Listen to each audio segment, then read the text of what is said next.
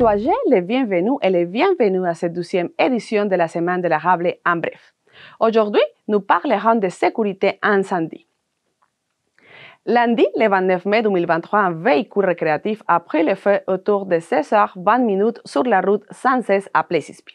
Nous avons préparé un reportage de l'événement avec la parole des propriétaires du véhicule qui a été presque détruit au complet, soit M. Pierre Richard et Mme Brigitte Massé, originaires de Thetford Mines. Maintenant, nous recevons en studio M. Robert Provencher, directeur de la sécurité publique de Plessisville. Il analysera les ressources qui ont été mises en place pour contrôler les incendies. Bonjour, Monsieur Robert. Bonjour, Madame. On va parler sur un événement qui a passé le 29 mai 2023. C'est un camion récréatif qui circulait sur la route 116 à Plessisville. Comment est-ce que vous avez été notifié de cet événement? OK. Il faut comprendre que dans un premier temps, on a été avisé par un pompier qui passait par là par hasard, qui est arrivé à la caserne pour me dire qu'il y avait un début d'incendie dans un véhicule récréatif sur la route 116. On n'avait reçu aucun appel du 911 encore. Alors là, je me suis mis en direction pour aller valider. Et à partir de là, en arrivant sur les lieux, j'ai été en mesure de demander à la centrale d'envoyer l'équipe de garde pour un feu de véhicule sur la route 116. Fait qu'il s'est passé quelques minutes du début de l'incendie jusqu'à temps qu'on a reçu l'appel du 911. Puis tantôt, je reviendrai là-dessus pour certaines consignes, là, mais en gros, c'est comme ça qu'on a reçu l'appel. Fait que à partir du moment qu'on s'est aperçu qu'il y avait l'incendie, l'équipe s'est mise en branle. Et puis, il faut comprendre que nous, c'est des pompiers à temps partiel, donc sont à leur emploi, sont à leur domicile. Fait qu'ils doivent se rendre à la caserne, aller aller s'habiller, aller revêtir leurs vêtements d'habits de combat, puis après ça, partir avec le véhicule pour venir sur les lieux de l'intervention. On a préparé un reportage sur l'événement. Oui. On va voir le reportage pour l'analyser après. C'est correct? OK, parfait, pas de problème.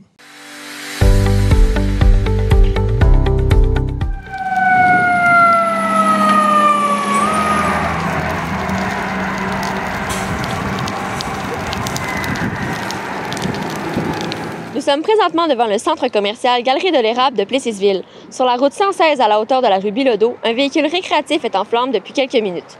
2 passagers originaires de Thetford Mines étaient à bord. Toutefois, ils sont sains et saufs. Nous nous entretiendrons avec le service d'incendie de la ville de Plessisville pour avoir plus de détails et nous rapporterons quelques mots du couple propriétaire du véhicule.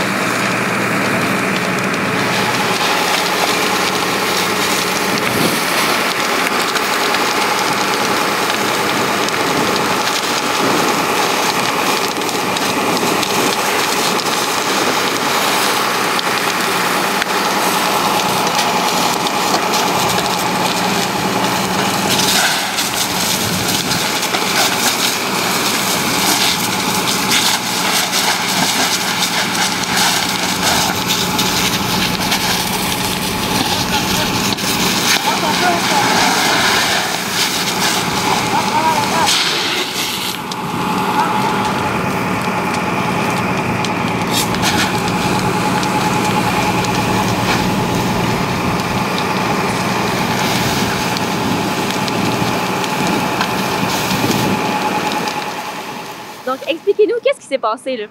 Ben, c'est un incendie de camion récréatif. Le feu a débuté dans le compartiment moteur. Ça s'est propagé au reste du véhicule. Ça a été très rapide, là. Et c'est dû à un bris du moteur? Je ne pourrais pas vous dire. Ça va être très difficile de déterminer la cause exacte parce que, vu l'état du moteur et du compartiment moteur, ça va être très difficile de le faire. Donc, comment on fait pour combattre un feu comme ça? Bien, comme tu peux voir, là, on a mis de l'eau avec un agent d'émulsifiant dedans. L'avantage de l'émulsifiant, c'est que ça fait en sorte que ça enlève le coefficient de friction de l'eau. Ça permet une meilleure pénétration, donc on a besoin de moins d'eau. Puis, en même temps, ça permet aussi d'empêcher l'effet de pyrolyse de se poursuivre. Surtout que là, on a affaire avec un véhicule qui a beaucoup de fibres de verre et de pièces rembourrées à l'intérieur. C'est pour ça qu'on utilise la mousse. Ce qu'on appelle le produit fini, c'est la mousse. Donc, est-ce que ça a été difficile de maîtriser? Non, ça a pris à peu près 5 minutes à maîtriser. C'est plus long de se mobiliser sans venir s'installer que de maîtriser l'incendie. Et puis, combien de temps ça vous a pris pour vous déplacer jusqu'ici? Ah, c'est environ entre 5 et 6 minutes, gros max. Là.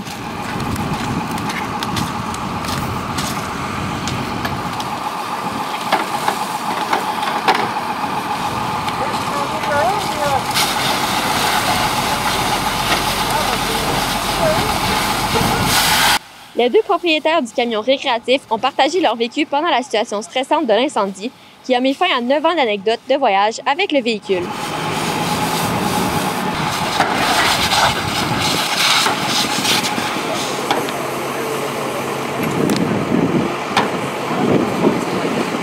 Donc, racontez-nous comment ça s'est passé.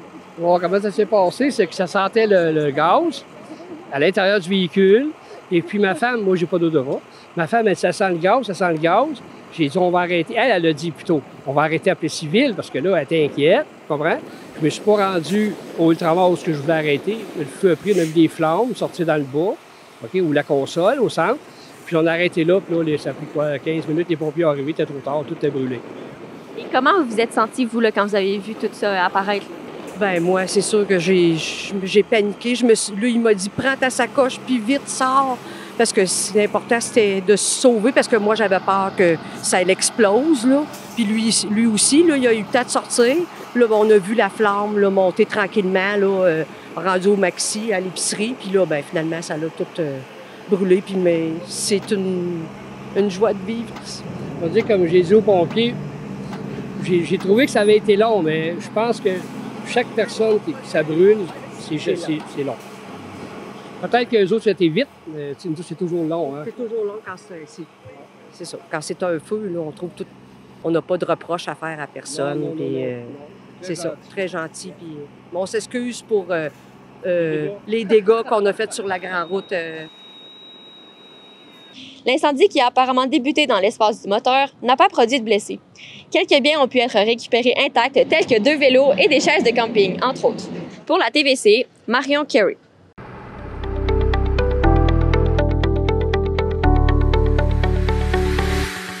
Bon, M. Provencher, oui. On a vu les vidéos. Qu'est-ce que montrent les images que nous avons regardées?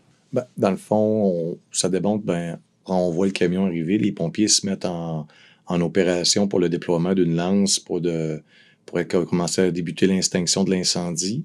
Vous allez voir aussi que l'eau semble un peu savonneuse, comme blanche. C'est qu'on ajoute de l'émulsifiant dans l'eau pour faire une genre de mousse. Ça nous permet de réduire le coefficient de friction de l'eau qui permet une meilleure pénétration à l'intérieur du bois ou des matières qui sont rembourrées. Surtout, c'est beaucoup des matières synthétiques que dans des véhicules récréatifs. Je vous dirais aussi qu'on voit, quand on voit le camion arriver, il y a beaucoup de trafic. C'est l'ennemi numéro 1 au service incendie, ça. Les gens, on le voit même avec le caméraman qui filme principalement le véhicule VR qui a l'incendie, mais on oublie tout ce qui se passe autour. Et nous, comme pompiers, on doit arriver sur les lieux avec des interventions avec le véhicule. Et là, il y a un embouteillage sur la route 116 parce que tout le monde veut regarder. Et quand on arrive par la rue Bilodeau pour être capable de ne pas obstruer la voie de circulation 116 pour l'ouvrir le plus rapidement possible, c'est pour ça qu'on décide de positionner notre véhicule sur la rue Bilodeau. C'est la même chose. Les gens sortent du Maxi, de leur épicerie, et tout le monde regarde l'incendie. Puis, ce que ça a démontré aussi sur cet incendie-là, c'est que moi, je suis arrivé le premier et personne n'avait fait le 911 encore, mais il y avait peut-être 10 personnes qui étaient avec leur téléphone cellulaire qui filmait. Et personne n'a pensé de faire le 911.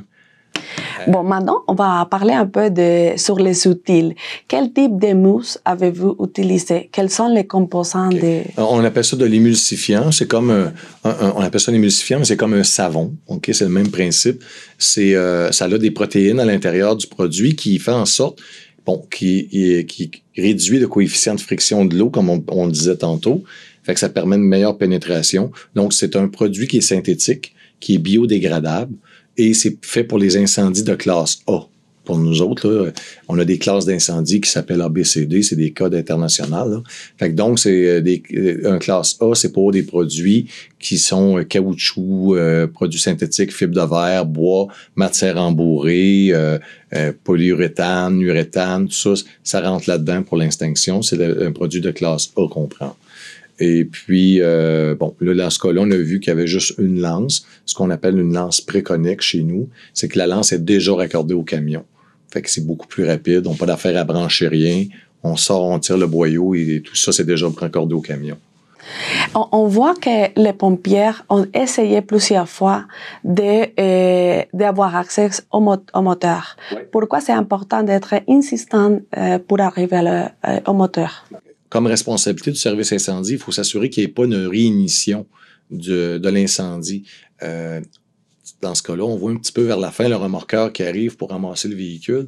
Et là, avant que le remorqueur puisse partir avec le véhicule, il faut vraiment s'assurer qu'il n'y ait plus de points chauds à nulle part sur le véhicule, que tous les points chauds soient vraiment neutralisés pour pas qu'il y ait une réignition de l'incendie au cours de la soirée ou au cours de la nuit, puis qui pourrait avoir des conséquences plus graves que juste la perte d'un véhicule, qu'un véhicule récréatif. C'est pour ça que, exemple, au remorqueur, on va leur donner des consignes en leur disant, bon, là, on a fait une vérification complète. Donc, ça veut dire qu'on vérifie partout les compartiments, il faut tout que ça soit ouvert pour s'assurer qu'il n'y a pas de points chauds à l'intérieur, puis qu'on a vraiment neutralisé tout ça, ces petites affaires-là, ces points chauds-là. Puis après ça, on va dire au remorqueur, ben, quand tu vas l'amener chez toi dans ton endroit d'entreposage, éloigne-le des autres véhicules, éloigne-le des bâtiments, mais là, le plus éloigné dans un coin, au cas où, s'il y aurait une réignition qui nous aurait échappé, ben que ça ne se propage pas à d'autres véhicules ou à un autre bâtiment qui ferait en sorte que ça deviendrait un incendie encore plus gros. Fait que c'est des choses qu'on fait comme ça, parce que ce qu'il faut comprendre, c'est que un véhicule comme ça, c'est beaucoup fait en acier, et puis, bon, l'aluminium, toutes sortes de matériaux, et tout ça absorbe la chaleur. Et si on laisse cette chaleur-là, bien, elle, après ça, elle essaie de se dissiper, puis là, elle peut se dissiper puis être absorbée par une matière combustible qui a un point d'ignition beaucoup plus bas que la chaleur accumulée par l'acier, et il pourrait avoir une réignition de l'incendie. Fait que c'est pour ça qu'il faut tout ouvrir au complet. On va sortir le matériel du compartiment le plus possible. On va tout remouiller ça bien comme il faut. On passe avec une caméra thermique pour s'assurer qu'il n'y a pas de points chauds. Puis après ça, quand on est sûr qu'il n'y a plus de points chauds, on reprend tous les débris pour nettoyer la chaussée et autour de l'incendie. Puis là, on remet tout ça dans l'habitacle du camion récréatif avant son remorquage. Okay. Dans quelques parties de vidéo, on vous observe en train d'accompagner les pompiers. Est-ce que vous faites aussi un travail de formateur dans les événements d'incendie? Toujours. Il faut comprendre, on l'a dit, c'est des pompiers à temps partiel. Fait que des incendies de véhicules récréatifs comme ça, on en a peut-être 1 ou 5 ans, 6 ans, 7 ans. Puis, la plupart des pompiers, c'est leur premier feu de véhicule récréatif qu'ils ont. Alors, on s'en sert comme formation, puis aussi comme pour valider certaines informations. Moi, quand j'arrive sur les lieux de l'intervention, je fais un 360 qu'on appelle, donc ça veut dire que je fais le tour du véhicule. Si c'est un bâtiment, je fais le tour du bâtiment pour prendre connaissance de l'étendue de l'incendie, des risques avoisinants, puis il faut que je transmette l'information aux pompiers. Avez-vous pensé à faire ça, les gars? Puis aussi des techniques pour être capable d'ouvrir le compartiment moteur. J'ai un pompier qui me dit « Robert, ça fait 3 fois, je ne suis pas capable de l'ouvrir avec la barre à légumes. » C'est un outil d'infraction. Là, je dis, il s'appelle Alexandre, le pompier. Je dis « Alexandre, on a les outils de décarcération, on va utiliser ça, ça va être beaucoup plus simple. On va forcer moins. » Puis, fait que, ah oui, c'est vrai. Fait que là, ça sert à ça. Supervision, formation, encadrement, c'est un peu le rôle de l'officier sur place, je vous dirais. Tu sais, dans le fond, c'est moi qui porte la responsabilité de l'intervention complète sur nos épaules. C'est mon rôle à moi. Fait que je m'assure que tout le monde coordonne comme il faut. Monsieur Provencher, on a eu déjà l'expérience d'enregistrer des incendies en résidence. Quelle est la différence de réagir à un incendie en résidence et un incendie de véhicules particuliers? OK. Bon, un incendie de bâtiment, c'est un incendie souvent plus long à circonscrire qu'un incendie de VR, de véhicule récréatif, parce que, bon, un véhicule récréatif, on le voit dans le vidéo, la structure de bois, c'est une structure légère, c'est fait avec des matériaux légers, donc hautement inflammables, et c'est très, très, très rapide au niveau de la propagation de l'incendie. Un bâtiment résidentiel ou un bâtiment commercial, industriel, souvent, le feu a le temps de s'immiscer ou d'entrer à l'intérieur de la structure.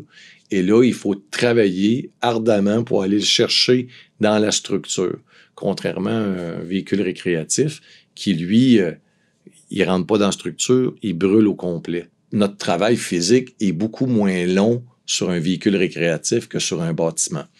Un bâtiment aussi, il faut comprendre que ça a des étages, un sous-sol, un rez-de-chaussée, des fois un deuxième étage. Fait que ça demande beaucoup de coordination pour promener les pompiers sur les différents étages, dans les différents appartements ou les pièces, pour être capable de coordonner les efforts, pour être capable de circonscrire l'incendie. Ce qu'on n'a pas nécessairement à réaliser sur un incendie de véhicule récréatif ou de voiture. Fait que consommation d'eau, ça prend beaucoup moins d'eau aussi. Fait que il n'y a pas de risque de propagation à un autre bâtiment dans ce cas-ci parce qu'il est sur une route qui est dégagée de tout bâtiment. Mais on aurait pu prendre ce feu de véhicule récréatif-là qui aurait été à côté d'une résidence. Bien, probablement que l'incendie se serait propagé à la résidence. T'sais. Fait que tout ça amène aussi une réflexion en prévention en disant quand j'arrive avec mon véhicule récréatif de chez moi, j'ai fait 3 heures de route.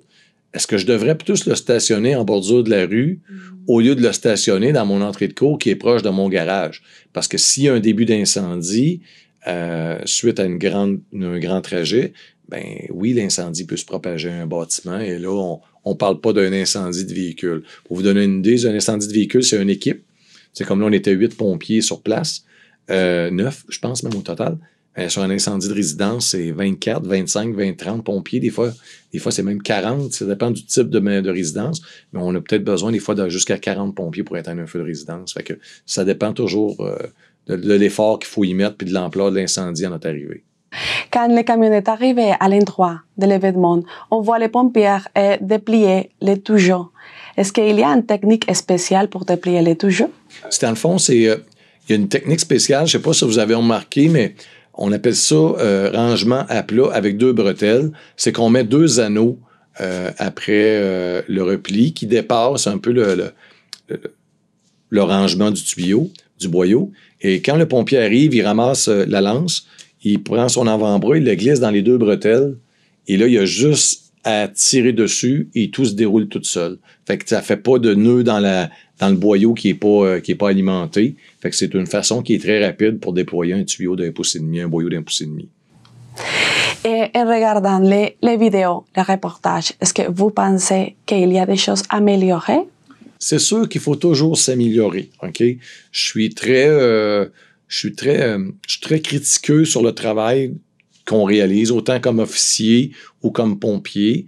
Fait que ça veut dire après chaque intervention, on fait une petite rencontre, un post-mortem, pour regarder ce qui s'est bien déroulé, ce qui s'est moins bien déroulé, qu'est-ce qu'on devrait améliorer.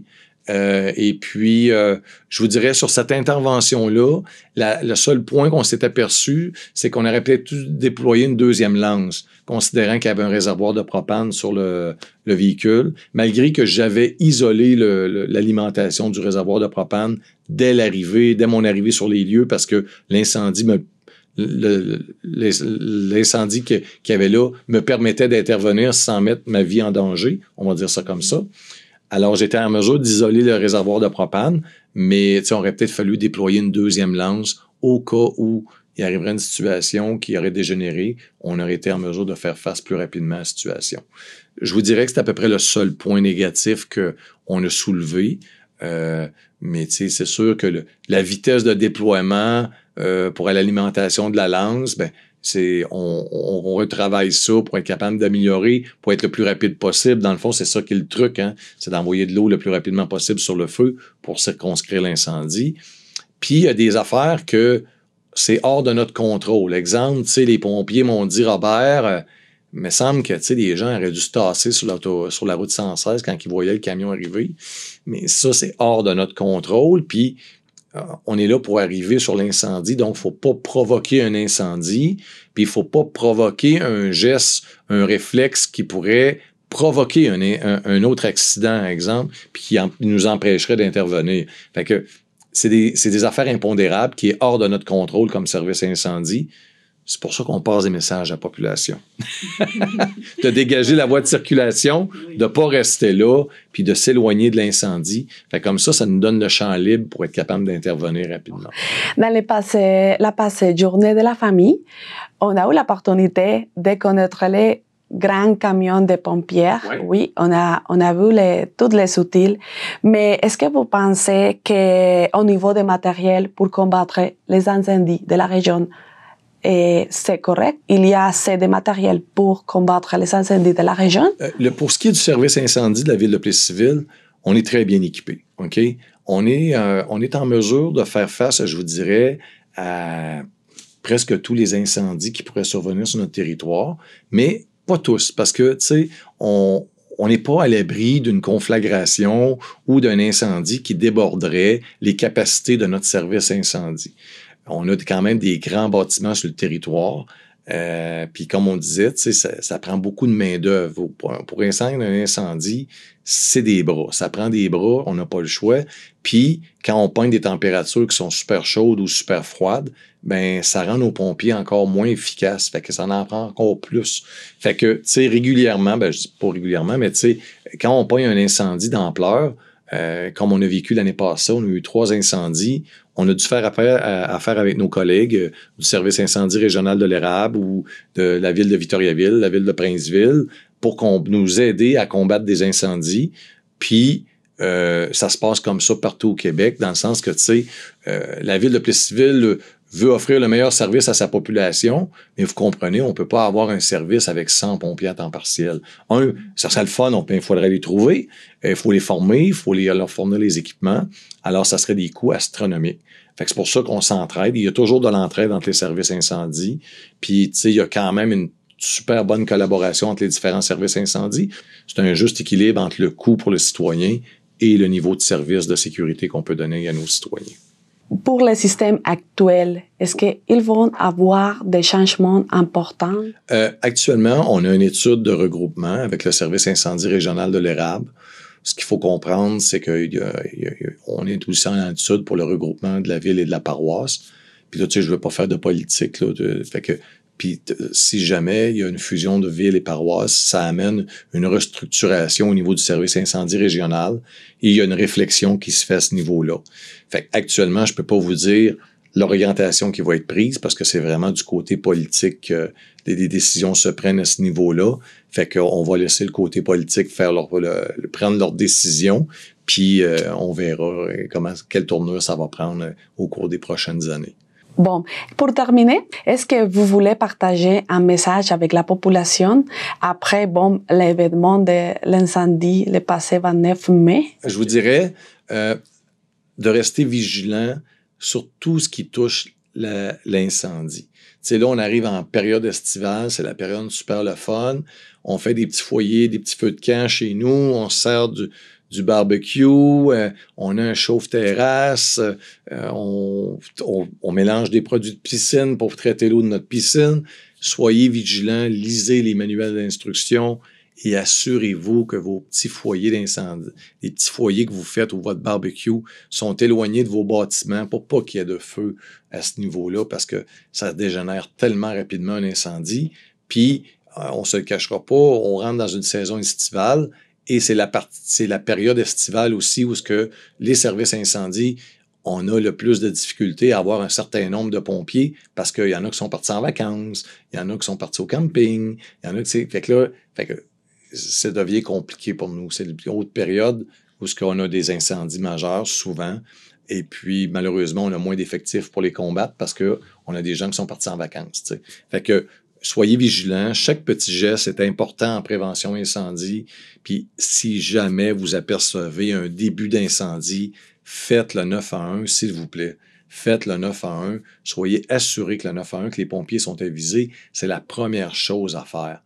Après ça, vous commencerez à filmer avec votre téléphone cellulaire si vous voulez, mais faites le 911, s'il vous plaît. Parfait. Monsieur Provencher, merci beaucoup. Merci beaucoup. Nous avons entendu comment la ville de Plessisville a déployé ses ressources humaines et techniques pour combattre les incendies d'un véhicule récréatif le 29 mai 2023.